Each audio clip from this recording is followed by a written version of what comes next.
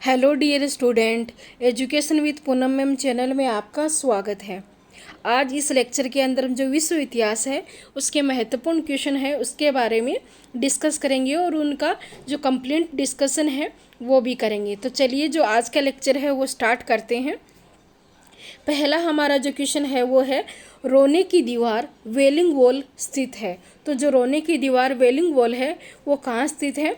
Berlin, Beijing, यरूशलेम या तेल अवीव। तो रोने की दीवार वेलिंग वॉल कहाँ स्थित है? ये स्थित है यरूशलेम। तो जो यरूशलेम है ये यहूदियों का जो पवित्र स्थान है ये माना जाता है और यहाँ पे जो यहूदी है वो प्रार्थना के लिए और विलाप के लिए अपना जो पवित्र स्थल है वो मानते हैं।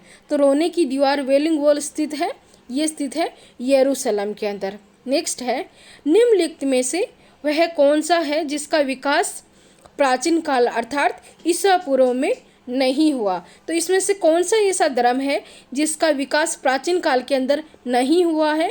तो वो है सिंतो धर्म, पारसी धर्म, इस्लाम या ताओवाद। तो इसमें से कौन सा धर्म है जिसका जो विकास है वो प्राचीन काल में नहीं हुआ है?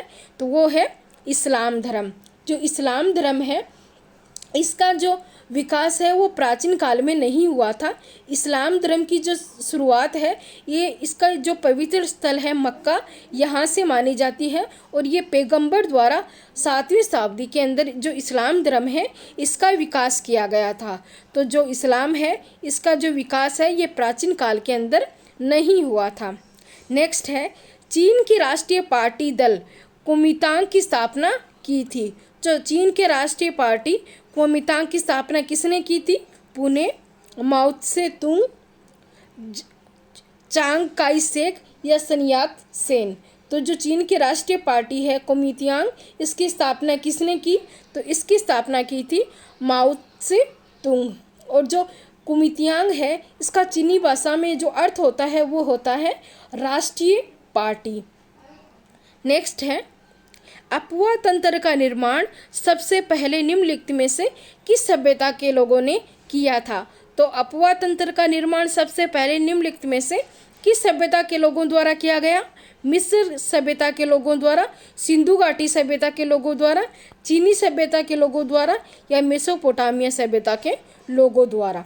तो जो अपुआ तंत्र का निर्माण है ये सबसे पहले सिंधु घाटी सभ्यता के लोगों द्वारा इसका निर्माण है वो किया गया है। जो अपुआ तंत्र है इसका निर्माण सबसे पहले जो सिंधु घाटी सभ्यता है यहाँ के लोगों द्वारा किया गया और सिंधु घाटी की जो शहर थी ये नगर योजना प्रणाली के तहत बसाए गए थे, जिसके तहत जो अपुआ तंत्र है इसका नियोजन का जो अच्छे से प्रबंधन है वो किया गया। यहाँ नालियों का निर्माण किया गया और उसके जो नालियाँ थी वो ढकी हुई नालियों का निर्माण है वो सिंधु घाटी सभ्यता के लोगों द्वारा किया गया था। नेक्स्ट है 1959 तक पाकिस्तान की राजधानी क्या थी? तो 1959 है इस तक पाकिस्तान की राजधानी क्या थी? इस्लामाबाद, कराची, लाहौर या हैदराबाद। तो 1959 तक जो पाकिस्तान की राजधानी थी वो थी कराची। 1959 तक जो पाकिस्तान की राजधानी थी वो कराची थी। उसके बाद जो व्यापार और इसके विस्तार के अंदर जो प्रशासनिक असुविधा है वो कराची के अंदर देखी गई। तो उसके बाद पहले जो रावलपिंडी है उसको पाकिस्तान की राजधानी बनाया गया और उसके बाद इस्लामाबाद को पाकिस्तान की राजधानी है वो बनाया गया और वर्तमान के अंदर भी जो पाकिस्तान की राजधानी है वो इस्लामाबाद है। नेक्स्ट है चीन की मुक्ति के समय चीनी कम्युनिस्ट पार्टी का अध्यक्ष कौन था? तो जो चीन है इसकी मुक्ति के समय चीनी कम्युनिस्ट पार्टी के अध्यक्ष कौन थे? चाउ इन लाई, डेंग जियोपिंग, माओ जेडोंग या लियू शाओकी। तो जो चीन की मुक्ति के समय जो चीनी कम्युनिस्ट पार्टी है इसके अध्यक्ष थे माओ जेडोंग। नेक्स्ट है पेकिंग पवित्र स्थान है। तो जो पेकिंग है ये पवित्र स्थान किसका है? ताओ धर्म का, सिंतो धर्म का, कन्फ्यूशियवाद का या यहूदी धर्म का। तो पेकिंग है ये किसका पवित्र स्थान है? तो ये है कन्फ्यूशियवाद का। जो कन्फ्यूशियवाद है इसका गठन 500 ईसा पूर्व में कुंग फू तेन के द्वारा किया गया और जो पेकिंग है ये बीजिंग में कन्फ्यूशियवाद का पवित्र स्थल है वो माना जाता है। नेक्स्ट है प्रथम विश्व युद्ध में जापान किसकी ओर से लड़ा? तो प्रथम विश्व युद्ध है, इसमें जापान किसकी ओर से लड़ा? पहला है किसी की ओर से नहीं, वह तटस्थ था। दूसरा यूनाइटेड किंगडम के खिलाफ जर्मनी के साथ।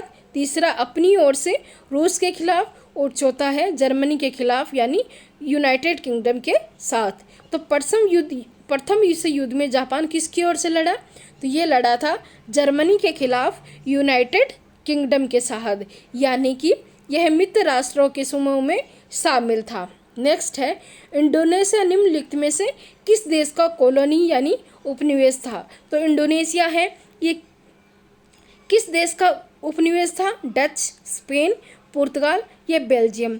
तो जो इंडोनेशिया है ये डच कंपनी है, डच जो देश है उसका उपनिवेश था। इंडोनेशिया है वो जो डच ईस्ट इंडीज कंपनी था, इसका उपनिवेश रहा। नेक्स्ट है चीन की ग्रेट वॉल महादीवार का निर्माण किसने कराया? तो जो चीन की ग्रेट वॉल महादीवार का निर्माण किसने करवाया? ली ताई यू, सी हुआंगती, लाओ त्यो या कन्फ्यूशियस। तो चीन की ग्रेट वॉल का निर्माण किसने कराया?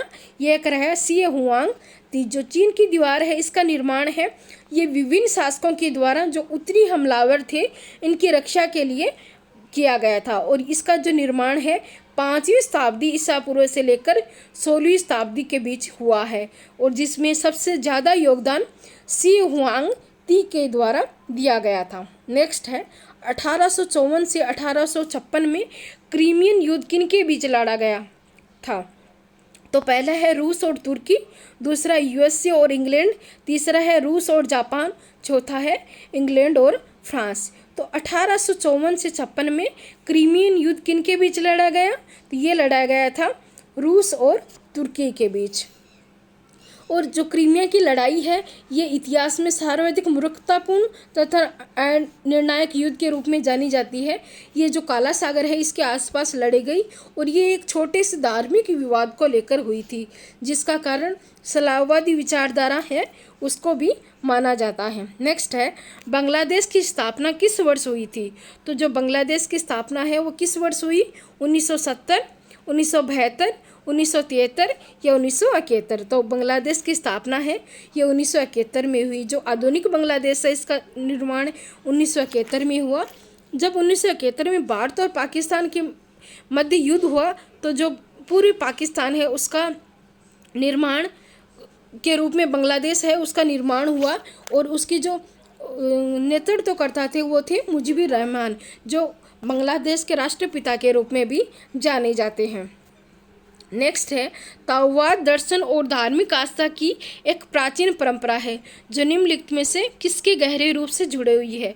ताइवान प्रथा और वैश्विक दृष्टि, चीनी प्रथा और वैश्विक दृष्टि, जापानी प्रथा और वैश्विक दृष्टि या वियतनामी प्रथा और वैश्विक दृष्टि। तो ताओवाद दर्शन और धार्मिक आस्था की एक प्राचीन परंपरा है जो किसके गहरे रूप से जुड़ी हुई है?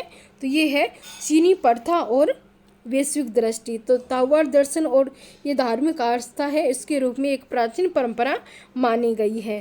तो डियर स्टूडेंट्स, ये हैं हमारे आज के हिस्ट्री के मोस्ट इम्पोर्टेंट क्वेश्चन। आपको ये क्वेश्चन कैसे लगे हमें कमेंट करके ज़रूर बताएं। आप मेरा channel education with Poonam ma'am को सब्सक्राइब कीजिए, शेयर कीजिए, कमेंट कीजिए और लाइक कीजिए। तो आज के लिए इतना ही। Thank you.